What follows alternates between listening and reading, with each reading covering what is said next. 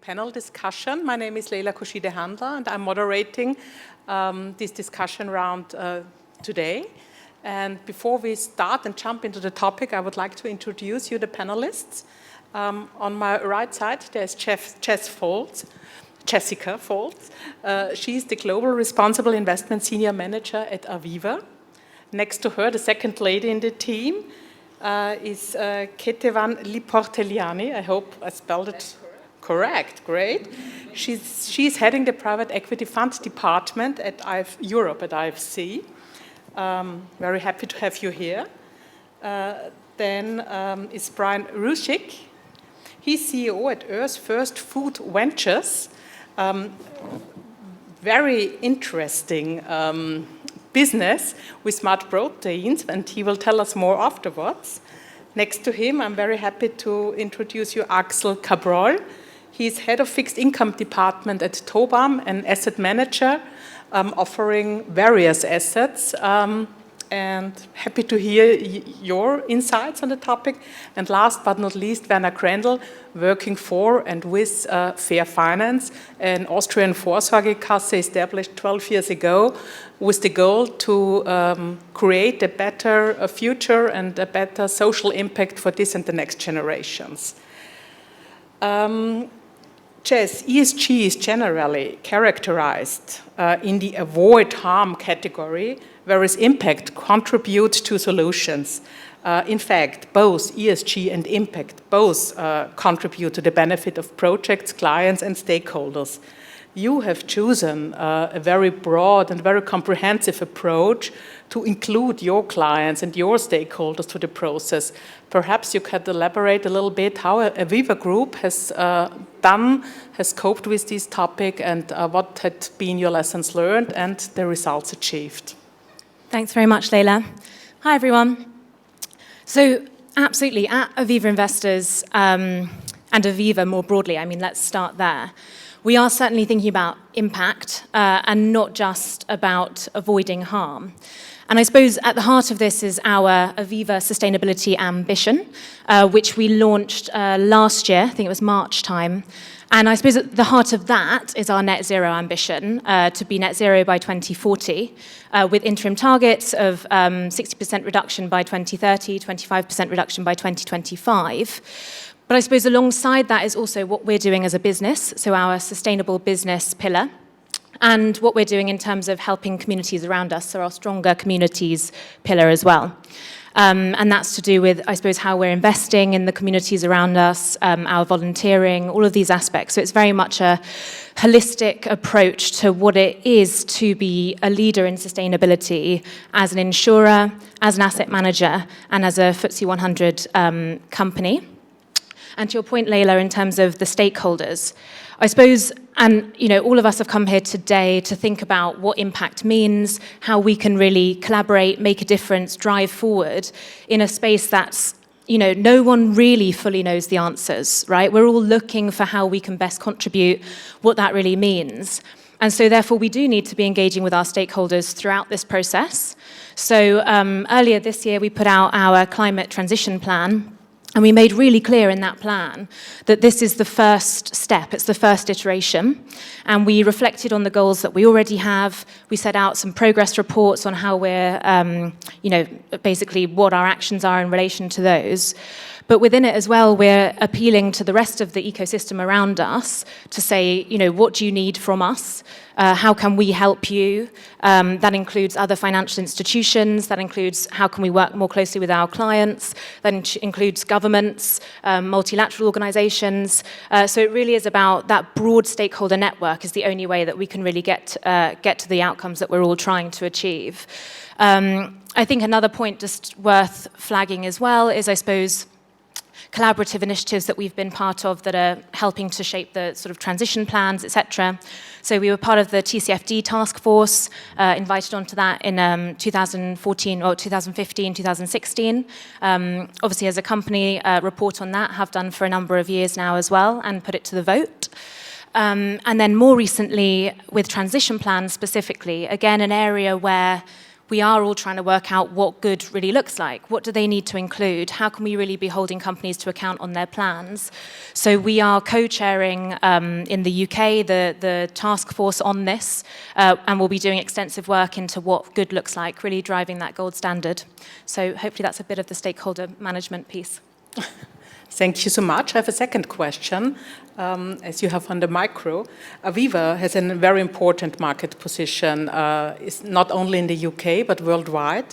And how key is a significant market position to tackle impact and ESG? Does the range of influence enable fundamental changes?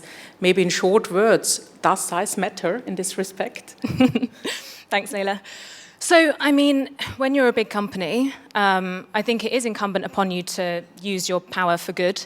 And, you know, everyone in this room, part of financial services, we are currently a large part of the problem in terms of the structural issues that are leading to climate change, but we can also be that solution. So I suppose, first off, I think it does matter, and it matters if you're going to really use that position for good. But what I'd also say is actually all financial institutions should be thinking about their particular levers that they can pull and what we can do, and I suppose the range of actions that are open to us and what we should be doing to really fulfill the full extent of our duties to maintain market integrity. And within that, I'd talk about two types of stewardship. So micro-stewardship, which I suppose is the better known one in some senses, so basically of our assets and, you know, the classic ones of the companies that we hold. And in that context, we have our climate engagement escalation program that engages specifically on the 30 largest emitters, 30% of global emissions, and we have particular asks of them.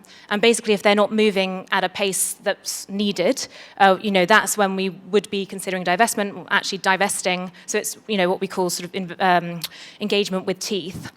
But the other piece that I think was touched on in the sort of earlier sessions today, the bit where we really need to drive change is macro stewardship, which is where we're really engaging with governments and broader stakeholders on the system as a whole. And we heard earlier about the structural issues within the financial system at the minute. And that's where we've done a lot of work, again, as Aviva and Aviva Investors. For example, the creation of the UN PRI. I'm sure a lot of you in the room are part of this. We were founding members, but also a key part of drafting it, pulling it together, thinking about how we work together. Similarly, the H-leg and what's led to the EU Sustainable Finance Plan, we played a very large role in this. And similarly, working with the UN on sustainable development goals and driving coalitions to create some of the goals. So I suppose my key points would be, actually, it's important for everyone to act, and those are some of the key ways in which we can. Thank you very much. I think this was the best link to Ketevan on a macro level. I think she is the best to speak about this as working with IFC. IFC is the private sector arm of the World Bank, has a lot of influence, is a very big player, and you have two roles. On the one hand, you give guidance, you're a policymaker, but on the other hand, you're an active investor as well. And therefore have the possibility to be creative in various aspects. But maybe as a first question, it would be interesting, what has IFC done? What principles have been established from IFC on impact level? Maybe you can talk a little bit about that. Yeah, sure, thank you. Well, so as you rightly mentioned, IFC is the largest emerging market investor. We are a development finance institution, which is driven both by impact goals and financial sustainability as well. So in that regards, the impact investing is really in our DNA, and we've been doing so for over 65 years now, since 1956. So we believe we are firm believers that impact investing can help finance the progress, both in terms of environmental and social aspects, and that's why it's so important for us. And as you mentioned as well, for us, impact investing goes beyond the ESG management, and it involves having measurable impacts as well as financial gains. So that's kind of double bottom line, if you like. That's how we usually refer to it. So in terms of our impact principles, IFC helped establish impact principles in 2019. And these impact principles bring together a new level of discipline and transparency into the market. And right now it has over 160 signatories across 38 countries globally, and with over 460 billion assets across impact investing. So these principles really bring together a framework for investors to distinguish impact investing from sustainable and ESG investing. And it really helps them clarify what it means to be an impact investor. These principles really span throughout the life of an investment. So to be more specific, there are 9 principles which cover the entire span of investment life cycle, starting from idea generation, where fund managers reflect what their investment objectives are, and then formulate a strategy accordingly and start sourcing the deal. As soon as they commence on origination and structuring side, then they really have to identify what is their contribution in terms of impact achievement, and identify at the level of each investee what will be the impact targets. And then obviously also identify any potential negative impacts that each investment might have. So once investment is done and goes to the portfolio, then obviously they need to monitor and assess its achievements relative to the expectations that were set in the beginning. And will basically respond appropriately. And finally, at the time of exit, it is important that all the process is driven with impact having in mind, and to align the entire process with impact principles. And last but not least is third-party validation. So these impact principles entail that all signatories have to publicly declare their alignment with impact principles, and also have regular third-party validator who would validate their alignment with those principles. And what's important also for us is to have a common and coherent metrics to measure impact.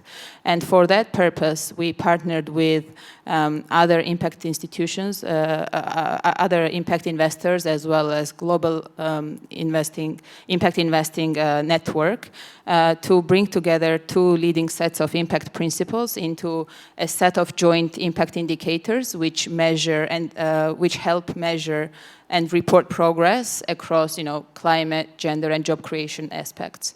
So this is in brief what we are doing, and the impact principles that we're following. And for everyone who is interested, I'm pretty sure that everything can be is at your homepage. Yes, that's publicly available. That's in public domain. So it's impactprinciples.org or .com, both. So that could easily be reachable. And if some investors want to join and be a signatory member, then all the information are available. Yes, so there is a special also contact column where they could get in touch with the relevant teams and become a signatory to that.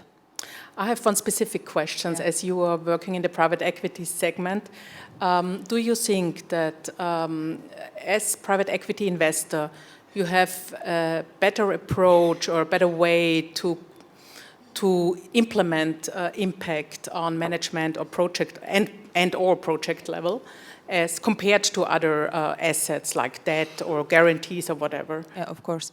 So first of all, to start with, I think generally by nature of private equity, private equity investors have more access to companies' managerial decision-making and strategic direction than creditors. Simply because once they become shareholders, usually they get the private equity investors get a board seat and substantial governance rights. And in cases where they acquire the majority stakes, they obviously naturally have control over managerial decisions and strategic direction of the company. So the answer is yes. Private equity investors have more ability to influence impact processes, strategies, and policies at individual company level. And what we observe at IFC is that the market is gradually maturing, with impact investors becoming more disciplined and transparent in terms of impact matrix, and we expect this trend to be more reflected at an individual company level, and we'll see that more and more. And finally, what I want to highlight is what most of IFC's partner private equity fund managers see is that they view impact principles and impact generally as a value add alongside the capital that they are providing to the companies. Just simply also because when companies have established impact guidelines, impact principles, and the policies, it positions them much better when it comes to an exit. So it helps them be sold successfully in the end. So to answer to your question, it's both yes. So it's private equity managers do have influence, but it's also, in economic terms, quite profitable, let's say. And do you see your role as well if you want to attract private market investors as well? Yes. Is this a chance for you to mobilize this market? Yeah, so I think that's one of the key core missions for IFC, especially given the current circumstances globally in light of pandemic and ongoing war in Ukraine. IFC's role has become even more prevalent and needed, especially in emerging markets because they are hit the hardest by the implied circumstances. So what IFC does, and we believe that first of all, for impact investing to reach its potential, it's crucial for it to happen at scale. And that's what IFC does. So basically, we are working to create impact investments at scale and investment opportunities in emerging markets, which have scale. And also we create platforms to mobilize other private or investors like us to invest alongside, because if we don't reach the crucial scale, then the full potential will not be reached. And just to give you an example, so in 2020, we saw much more traction on impact investment side. Although generally the fundraising has decreased compared to 2019 because of limited travel as a result of pandemic, we saw more impact funds in the market than ever, with over 1,000 impact fund managers being operating in the market. But still, what was invested in impact was less than 2% of global assets under management. So there is an ample room to grow, and that's what IFC will continue to do to kind of fill the gap. Super, that's good to know. And I think and then I will switch over to Brian. You are very active in a growing branch. You are focusing on investments in smart proteins. I'm pretty sure that the audience is not so familiar with this segment. Please, could you tell us a little bit more about that? Yeah, sure. Thanks, Leila. Hi, everyone. I'm Brian Russick, co-founder and CEO of Earth First Food Ventures. We're a venture capital firm, and we channel climate capital towards smart proteins. And I can guarantee you, Alexandra in the room knows more about smart proteins than everyone else, because she's heard me 3 or 4 times now in the speech. Smart proteins for us are 3 verticals. The first, I'm sure you're very familiar with, which are plant-based assets and plant-based product. Beyond, Impossible, Oatly, Just, these are today household names and global brands. So we started that industry 10 years ago. And we're now moved on to chapters 2 and chapter 3. And those separate verticals are fermentation. Fermentation, we are firm believers that fermentation, both biomass fermentation and precision fermentation, and I'll get into that in a second, are future of protein production, not just for wealthy markets or Western world, but in particular in emerging markets. And so fermentation's been around for 2,000 years. We've been fermenting cheese and wine and beer forever. And fermentation today and the technologies that are on the market allow us to produce protein from fermentation. And this is revolutionary, in our opinion. And protein from fermentation comes from different sources, whether it's biomass, precision, or gas fermentation, which I'm sure nobody in the room knows about. There's actually a leading company in Vienna I spent the day with yesterday, brand new startup called Archeon, producing protein from carbon dioxide. And this is early stage, but groundbreaking. If we can figure out how to get carbon capture together with hydrogen and microproteins to produce protein, it's a double win in our opinion, protein production from carbon dioxide removal. So fermentation, with the technologies we have today at hand, which is not scaled, but is in the process of scaling, in our opinion, has the potential to move the needle away from what our endeavor is to produce protein without animal slaughter or animal input. And the reason we're focused on that industry is if we take cattle as a nation, if it were a nation, it would rank third after US and China for greenhouse gas emissions. And that's our sole mantra. Our mantra is channeling climate capital towards innovation, plant-based fermentation, and cultivated for a lower carbon footprint in feeding the world. And the food is the world's largest industry, no doubt. Right? We've been 20 years into disrupting fossil fuels and energy production. Food innovation is really just at our doorstep and forefront, and has the ability, we believe, to make tremendous inroads into what has been traditional incumbent protein. Today, our industry represents only 2% of global consumed proteins. We're targeting 10, 15% over the next 10, 15 years. That's a sizable business. Our industry is nascent. Our industry global total investments last year were $6 billion. $6 billion is the size of one of my wealthy clients out of Brazil. So it's tiny industry, but it's growing very fast, and the innovation is incredible.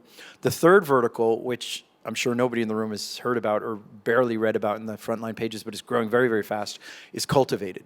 Cultivated technologies is science fictional. It's almost like producing food on Mars, but it's the removal of the cell from the cow, the chicken, the pig, or the fish, and cells will reproduce themselves as long as they're given the right nutrients and the right environment to do so.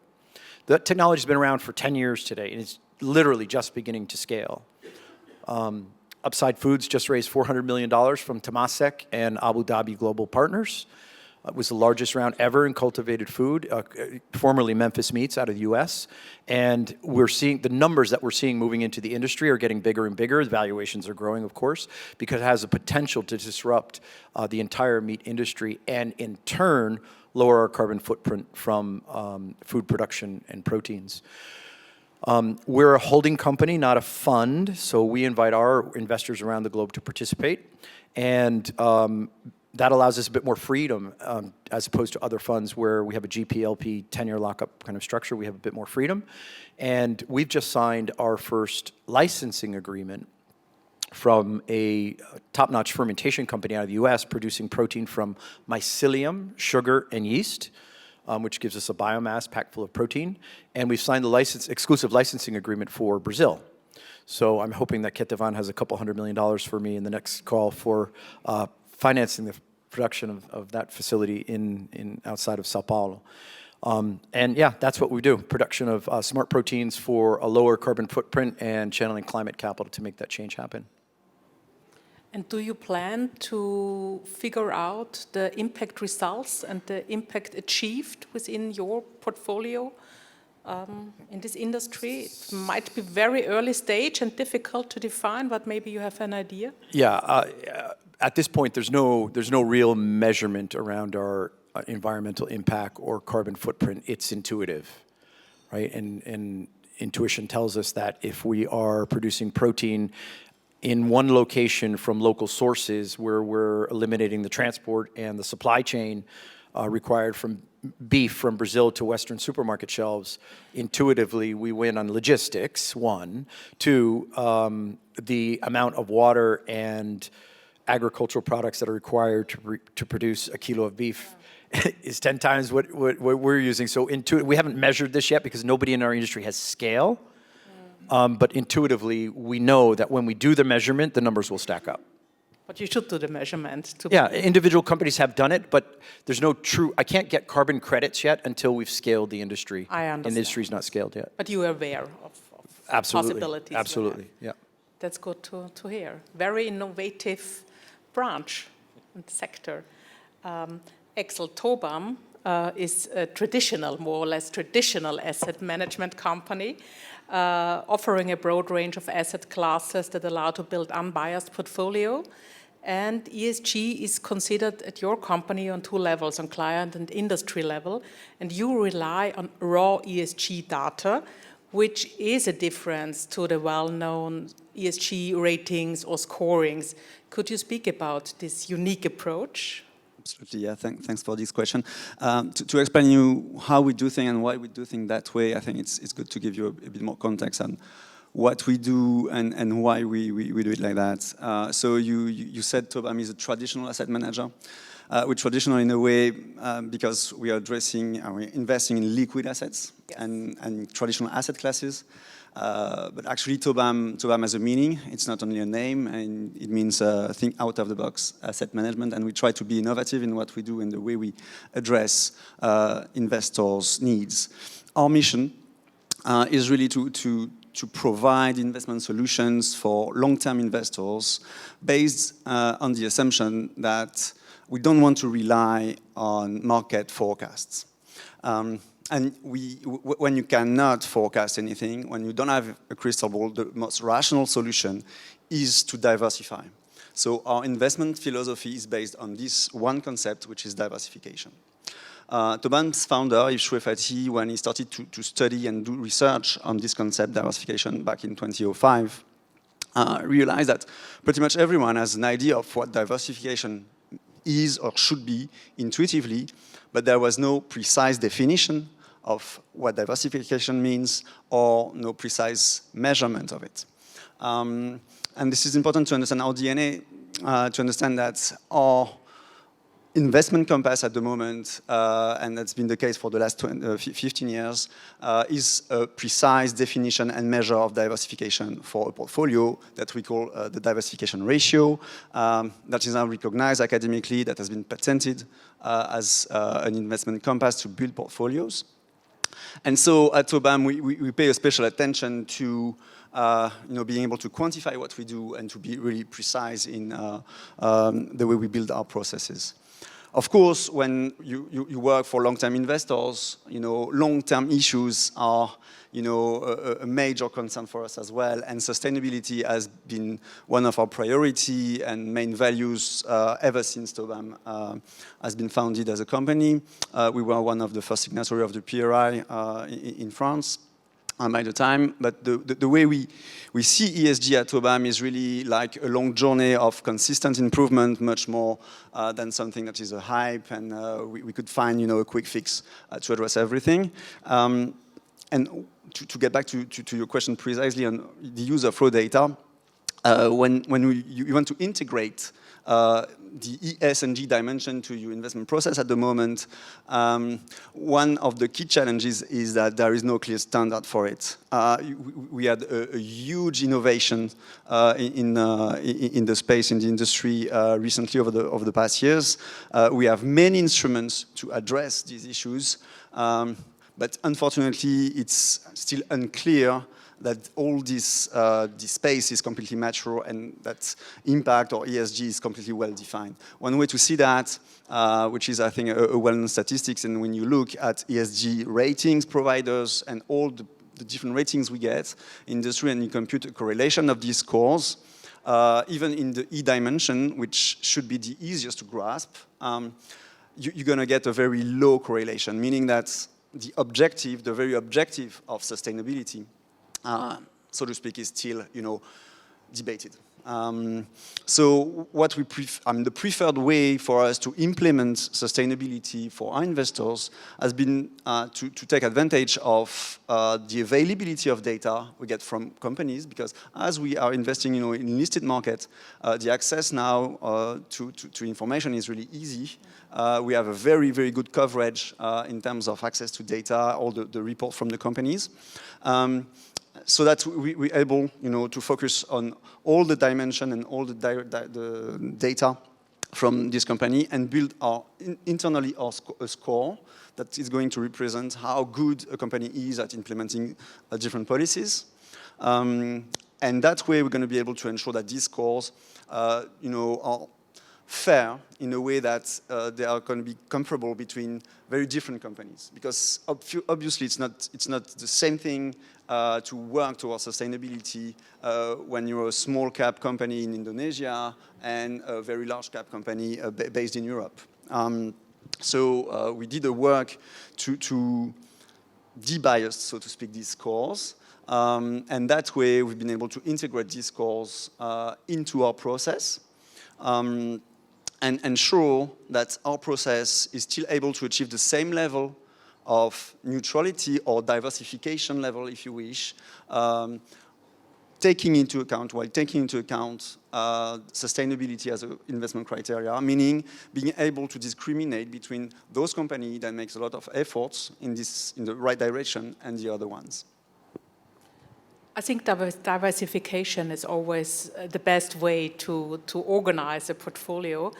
I have understood that you are more active in developed markets, but you, on a selective basis, on opportunistic basis, you are active in emerging markets as well, to be diversified and fit for the future. Yeah, actually, we are active in on the equity space. We are active in a broad universe, including emerging markets. Emerging markets are actually one of the big segments of the company in terms of investment.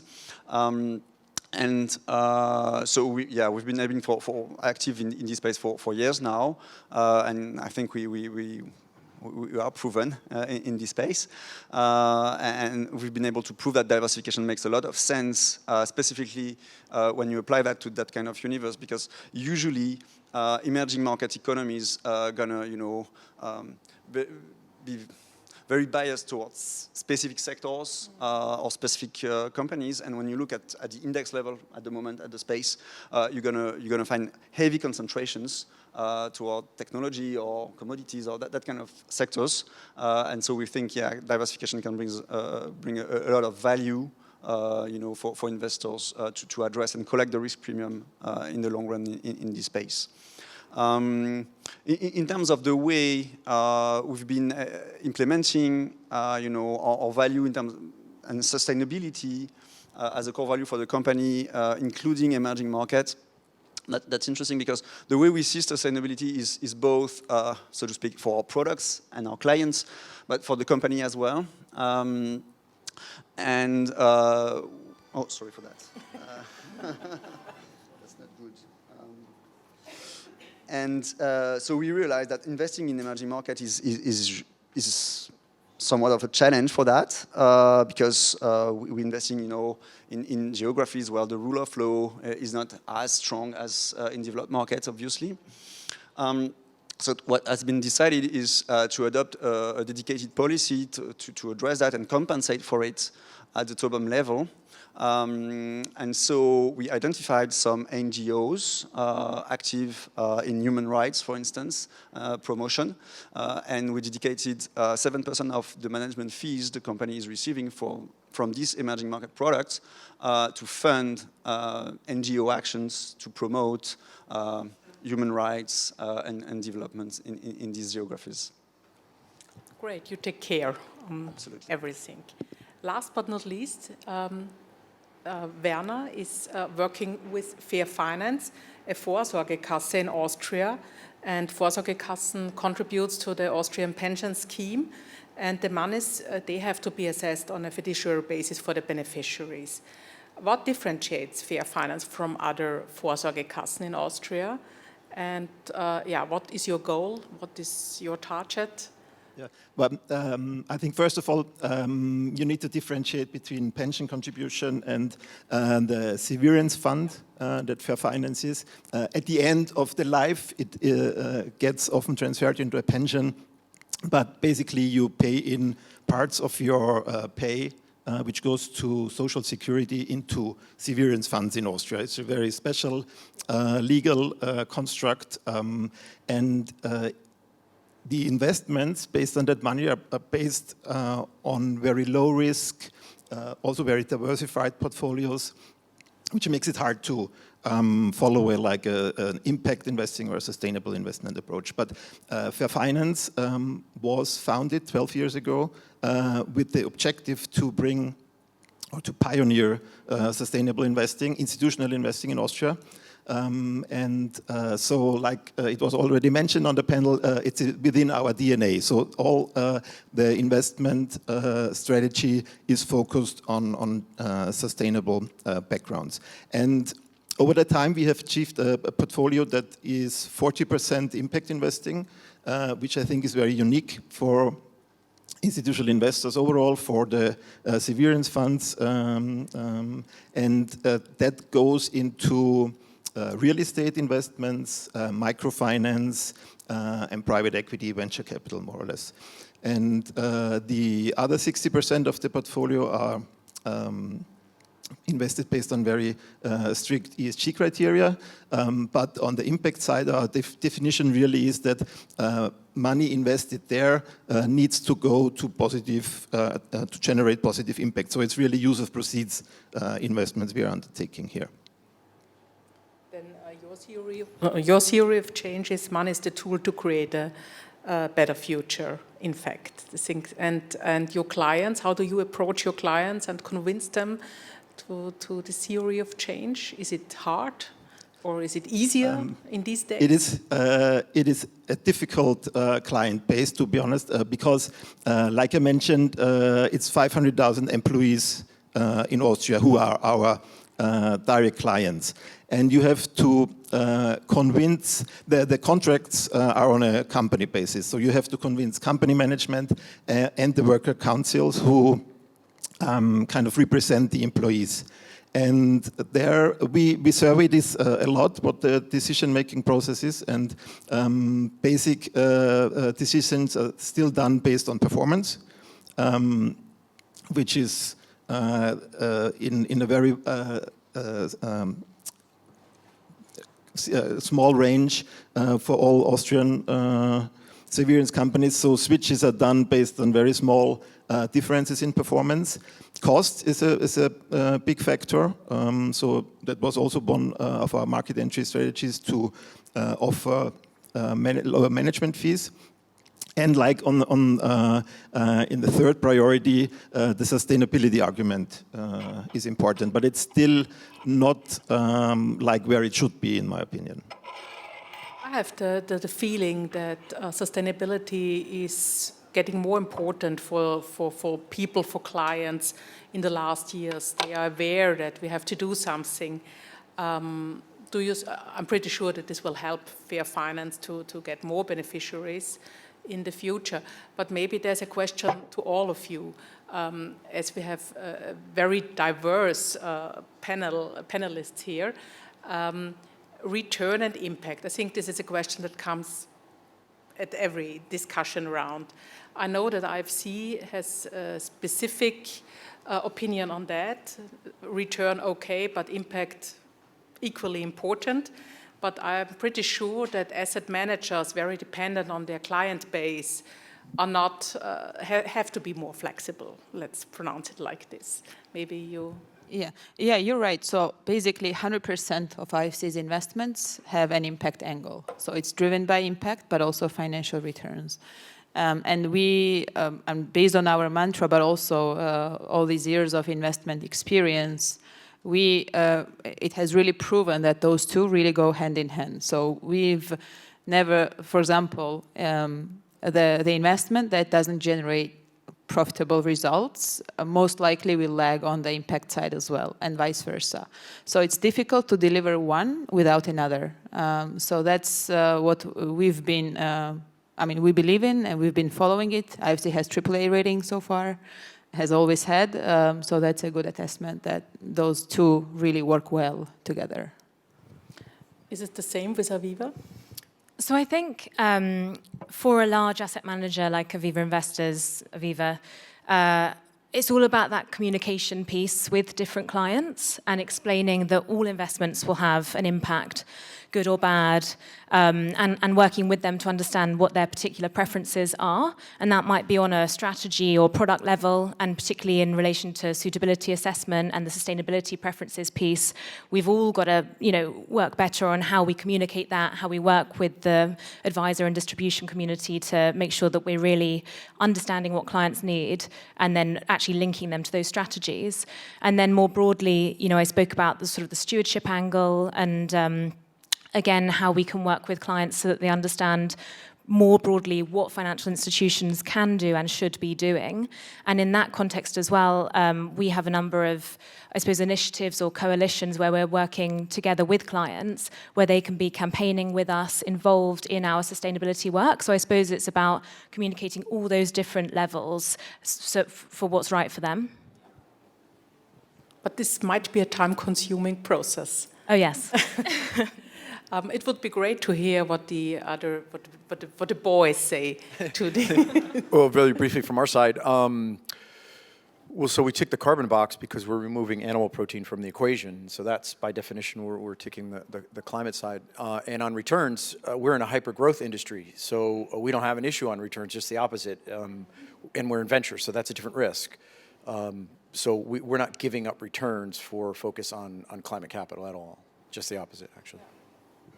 Well, yeah, I think when you look at market and investment from a broad perspective, an asset class perspective, clearly the link between sustainability and return is one of the key challenges investors are facing, especially as you have, I mean, it's easy to be very sustainable if you take strong biases in your portfolios. You're going to end up excluding, specific countries, specific sectors, and this is really not what we want to be, both in terms, economically, and in terms of what we want to do for sustainability itself. So a good thing, at least this is what we believe at Obam, is that being able to ensure when you're investing in an asset class that you are well diversified, meaning well exposed to all the risk drivers for risk premia during the long term, is a very strong advantage and technology to incorporate sustainability in our process. So our conviction is that our strategies based on diversification are extremely robust to that kind of features, like taking into account impact and sustainability in our process. One example of that, quite recent example of that, on our side is on what we do in the corporate bond market, in the high yield market. So we have a global high yield strategy, and we dedicated quite a lot of research on how to improve the climate, the global warming impact of this strategy recently, and how we could exclude any investment into fossil fuels and align the strategy with the Paris Agreement, which actually we did. And the reason why we've been able to achieve that without, so to speak, fragilizing the diversified profile of the strategy, even though, for those of you we're not very familiar with the high market, even though energy, the US energy space, is the largest concentration and weight in this market. It's like 20% of the risk of the asset class when you look at it, at the face value. Through, the robustness of our process and our ability to rebuild the exposure to all the risk premia driving the asset class, we've been able to implement these, features like excluding fossils, ensuring that the portfolio is compliant with the 1.5 degree scenario in terms of climate, without giving up on diversification and without giving up on market premium either. So, clearly we think that we can bring value for investors as well in terms of addressing this challenge linked to sustainability. Thank you. I think it's very clear for Fair Finance. Yes. Title is program. Yeah, it is, and it's very much done on an asset class basis, kind of because we're still not in a situation where we can measure impact, for example, on a diversified portfolio level. The most impactful product we have is the Social Entrepreneurship Fund, in which we really have an impact return methodology based on the European Investment Fund methodology, and that also allows you, for example, to link the fund manager's payments to impact objectives or impact returns. The European Investment Fund does that for its investments, so the carry is linked not only to financial return but also to impact return, and I think that's what you need to bring the impact as high on the agenda as not necessary. I totally agree. This is a very good approach. Are there questions from the audience? I think we have 5 minutes left.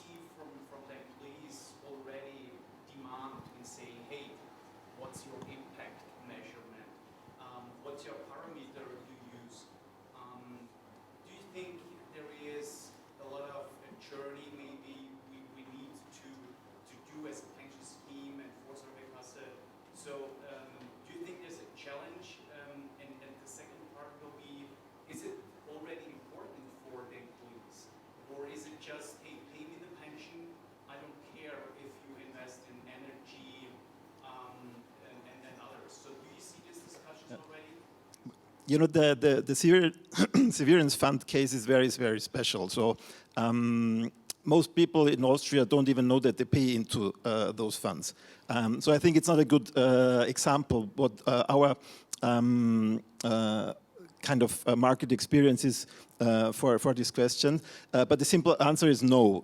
They don't really have that on the agenda. We have, like I mentioned, 500,000 clients, and they get the information on a yearly basis, what their account looks like and how they develop. That is based on legal requirements, and they can opt into a newsletter where they get much more detail on the sustainability we achieve. And only 40,000 of that 500,000 subscribe to the newsletter, for example. And if we do kind of service or whatever that has more asked for more involvement, the number gets even much smaller.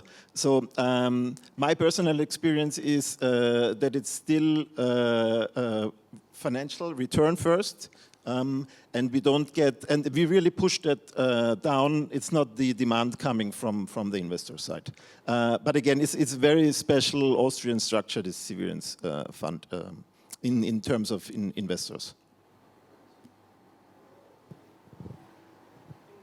Maybe just following on to your question, I think you're anyway very pioneering with what you're doing, but it could be that, you know, in the future, like in particular pension funds have a fiduciary duty basically to really care, you know, not even for the impact, but for financial returns when it comes to traditional investments. So that's something, where a lot of discussions already going on in the field about long-term fiduciary duty, how to invest basically, traditional assets in terms of risk, return, impact perspective. But that's maybe a short follow-up from me here. I think it's what you mentioned. It's risk, return, impact, and most of the sustainability or all things considering our planet is still in the risk bucket and not in a separate one. So it's managing towards ESG risks, not towards opportunities of impact. And I think is also a reason for that is that the market is not there. So you don't have the instruments to really invest into positive financial instruments, for example. Yeah. Absolutely, yeah, please. Hello, I'm Christine from Georgia, Impact Fund Actio. I'm interested if you are using some specific tools for impact measurement, and for example, if you've been using measuring social return on investment. So, is ROI or other? The question is, what tools are used for measuring impact, social impact, but not only social impact? I would put it on a more general basis. I think it was Ketevan who spoke about that earlier, that IFC is working constantly on implementing measurement tools to get things comparable, but maybe you could...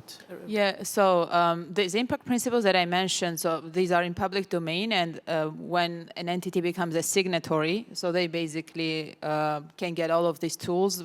I think they also conduct semi-annual workshops to kind of educate and train, and also kind of update the signatories for impact measurement and reporting. So that would be, helpful to become a signatory, and then you will get access to all the tools and the indicators that are used to measure impact. And the other one would be this joint impact indicators as well. So those two will probably, especially for a fund, will provide sufficient guidelines in terms of how to measure and report on impact. I think on the one hand you have the well-known exclusion list where do not harm, and the impact measurement is do good, and I think the IFC tools give you a lot of guidance in this respect, additionally to the sustainable development goals that are in place and are publicly available. And I think it's OECD, they have defined some indicators for climate mitigation and adaptation, I think it's worth a look into all the internet pages and home pages available. You will find a lot of information there. I think we are... there's still one. Yeah, please. Actually, not a question, a big thank, because Helios, I'm the CEO of Helios, actually one of the companies where finance invested in the social fund. Traveling a lot for social impact investment in London, in Paris, now at the Change Now. Great talks. Impact investment actually is something what can appear. We are usually in the wrong city in Vienna for impact investment. We see that. So it's a big thing. We are scaling up our programs, looking up for impact investment. We do programs in India, Bangladesh, Uganda, water treatment, CO2 reduction. Happy that we have you as a partner and really look out, it's an example coming from Austria. It shouldn't be just larger funds, looking into that, really impact investment, because what we do is social impact. I think it's very important, and just wanted to thank from the company side to an investment portfolio you do. Thank you. I think very nice closing words. Thank you so much for that. Happy that you have joined us today, this afternoon, and have a nice afternoon and evening here at the Impact Days 2022. Thank you so much. Thank you for attending. Thank you to you, of course. Thank you.